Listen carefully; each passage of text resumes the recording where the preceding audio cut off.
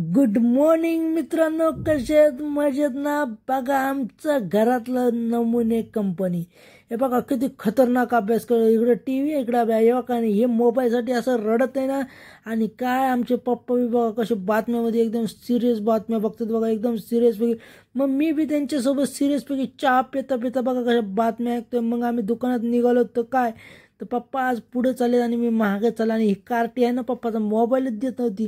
अण्णा म्हणत होते दे मोबाईल दे मोबाईल, पण कार्टी काय देत नव्हती. नंतर अशी महाग लागली ना, तुम्हाला सांगतो. एकदा पप्पाने घेतला हिसका मोबाईल आणि महाग लागायला लागली. मला बी यायचं, मला बी यायचं, मला बी यायचं, अशी महाग लागायला लागली की मग काय तर पप्पाच्या मागं चपला घेऊन निघाली. मग असं म्हणले पप्पा ए राहा घरी.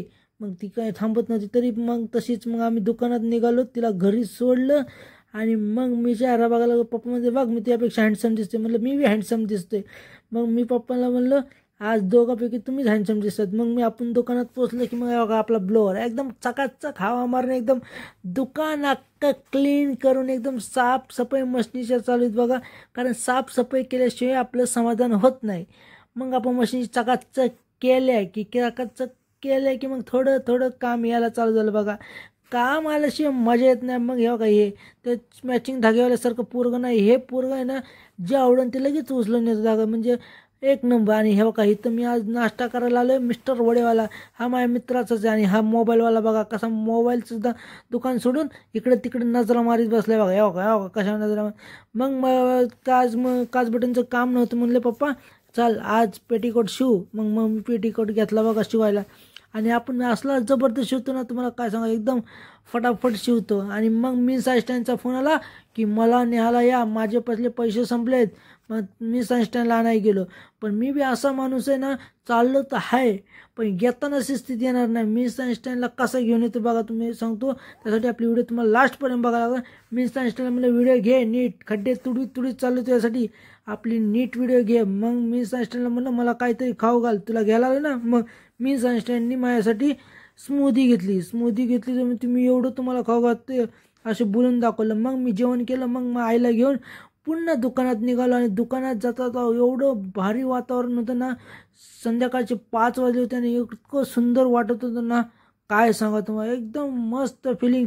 आणि ते झालं की मग दुकानात आलो की मग राहिलेलं काम करायला चालू केलं. काम करता करता मूड झाला तर चहा प्यावा. मग चहावाल्याला फोन लावला.